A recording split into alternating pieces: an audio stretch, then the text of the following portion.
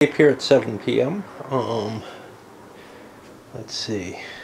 Charles didn't get his activation roll again, but it's no big deal now. He's got 2 corps under orders. So, you know, it's not like he's incapable of doing anything. What he thought was most important last turn is still going to happen. Now, he probably wouldn't have kept Hohenzollern under full orders. He was hoping to get him out better than he did. Probably switch it over to the Grenadiers, but that's okay. He did get initiative and changed to the Grenadiers. We changed France's giving up Bessier in exchange for Oudinot. Now, the Grenadiers struck Oudinot, but they didn't get an activation. They didn't get their activation roll. Charles was able to charge forward with his own. Remember, he's got special rules where he can entice the units he's stacked with to do something, and scared off some cav. These others caused a rout here, and some artillery fire was effective. But largely, we haven't done too much, although we expanded our eye here, if you wish, creating a nicer formation, one that's not going to buckle quite as easily. There's not enough troops, though, to really hold it, I think. The river line will help, hopefully, in the hill here, but we'll see. All right, let's keep going. And I had to roll for activation, and engaged none too effectively against Colorado here. Can't really bear the weight of my force the way things were arrayed. I'm still kind of deploying, as it were. Hohenzollern made an attack that was successful up here, otherwise just pulling back to the town, able to get back a lot. Bessier pretty much took a recharge turn, doesn't have orders anyway, needs to recover. And then Bellegarde. Bellegarde's actually stiffened his line quite a bit across there, moving up to here to cover along with the Grenadiers. Make sure that kind of holds up. But he's got a tough job in front of him with Davout. He pushed one of Davout's units here using artillery fire back over the river. That was a nice roll. He got like a 16. It had like a +7 on the die roll. And you still need a high die roll to shove someone back with just artillery fire, which makes sense, but it's neat to see it happen every now and then. Marmont moving forward, Bessier hacking up some more of Hohenzollern's forces. Bernadotte unable to act. I tried to make a roll so that I could get more forces into that unit. And then finally Colorado, who does something kind of interesting, pulling back a little bit and trying to trap these Davout's cav. Some of them could have withdrawn, but that would have left the stack that was here in even worse shape than it was.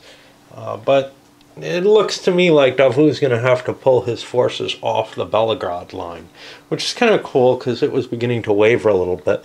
You know, you can see where the line was facing, where the Austrians had, you know, a solid line along the river that couldn't be outflanked. How potent that is. How easily they could hold the French off. Well, if they could have gotten all their forces from back here up to the Rossbach line, yeah, you know, this is indeed perhaps the strongest stretch of the line.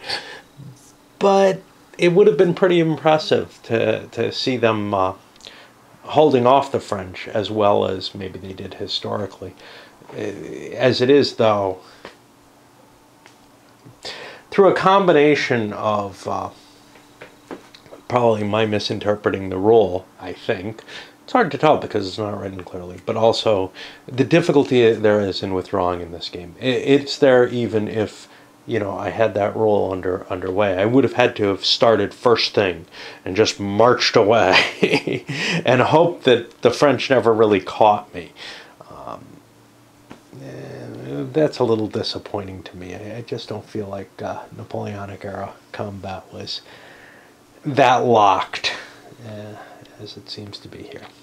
Action seems to be about what I can remember. Hohenzollern went first, having a hard time trying to get out of here. He doesn't have any real path out. And no real way, no places where he can fight. Davout did some weird stuff here.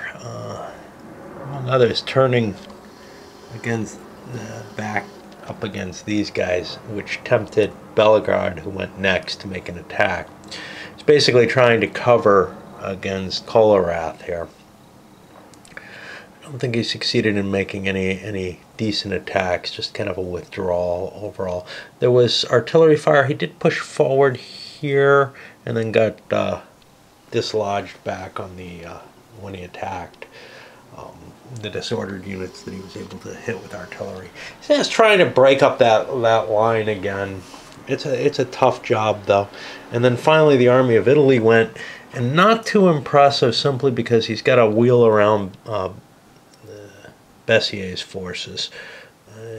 You know, not unimpressive. He crushed a unit here, managed an attack here, but didn't really get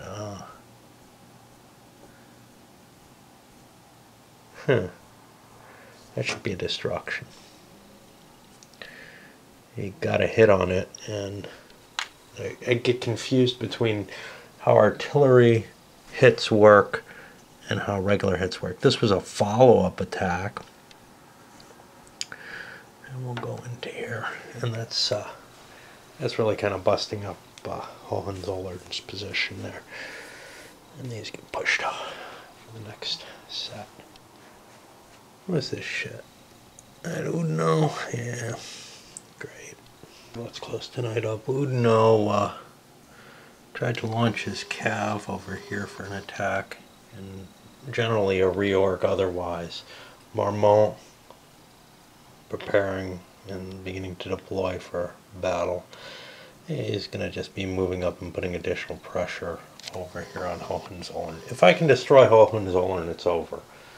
That's the 25th. That's the 5th of the Austrian corps that are to be destroyed. All those grayed out things, those are corps that have been wrecked. And then the Grenadiers for Austria do a pretty good job of plowing into Oudinot in multiple places. Kill quite a few of his units. We actually have a significant death pile for Oudinot at this point. But it ain't gonna matter because the Austrian army is about ready to fall. There's enough chits that I'm in danger of forgetting what I've done. Army of Italy struck first, hacking apart Hohenzollern a little bit more. You can see we pushed up into here. Got rid of a unit that was back here. Got some units that are having trouble recovering though. And my little lost sheep has come back. Bernadotte chasing this guy, that's all he's doing. He couldn't get an activation roll. And a couple of chits for the Napoleonic Guard, but they've decided that this was enough moving around and fighting for today. As we slip into the 8:15 turn, Hohenzollern's one unit away from breaking. One more death, and if this had happened this turn, the game would be over in a victory. On top of that, we've got really none of the French are anywhere near breaking. Bernadotte's probably the closest. He's probably about 50-50 here, but he's not facing anything. Let me take a look at what we had though. Oudinot attempted some attacks along here, I believe, thinking that the lines that the Grenadiers presented gave them some opportunities, but they kind of were flung back from one and bombarded back from another, etc. They really weren't able to get their attacks off. Messina, you can see he kind of launched attacks over here. I think that's all he did. They didn't go through well at all. They didn't go through. Oh, you can see Oudinot's extra forces are moving up. And then Davout trying to throw up some defensive attacks up here, which went poorly for him. He got beaten in the one attack he managed to get off. No advantages being gained over on the main line there. But anyway, I mean, it's been over for a while, It's just a question of, well, gee, you know, is the game officially over by the rules, or do I want to give a concession or whatever? And I still can't figure it out. It has something to do with, you know, where I am today. I'm not going to have time to do the review of the game. But I don't know if it makes any sense.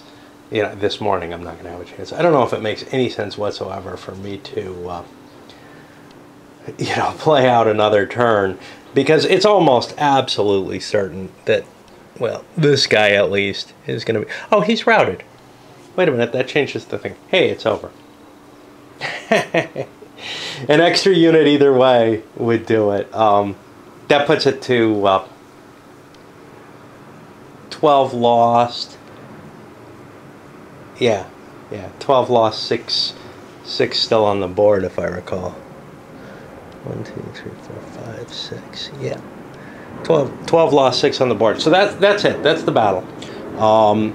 What it means, I don't know, because the game does not handle withdrawals well. The Austrians would definitely be trying their best to get off the field, but would it be orderly? Would it be a rout? I have no idea.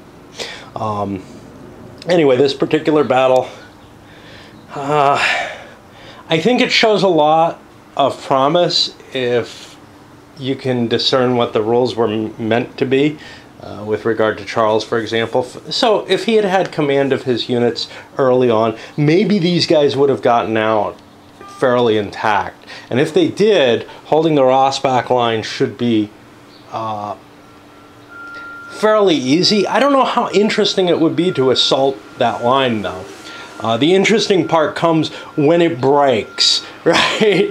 Which is, we definitely saw that. You know, it's the outflanking and all that, and rolling up the line. In a sense, this kind of defensive position, you know, the game that you get out of it is going to be, it's over just before it starts getting interesting. At least in effect, it's over. Now, that's not absolutely certain. If you're running late in the second day and the line's still holding and it starts to crack, there's a lot the Austrians can do to hold on.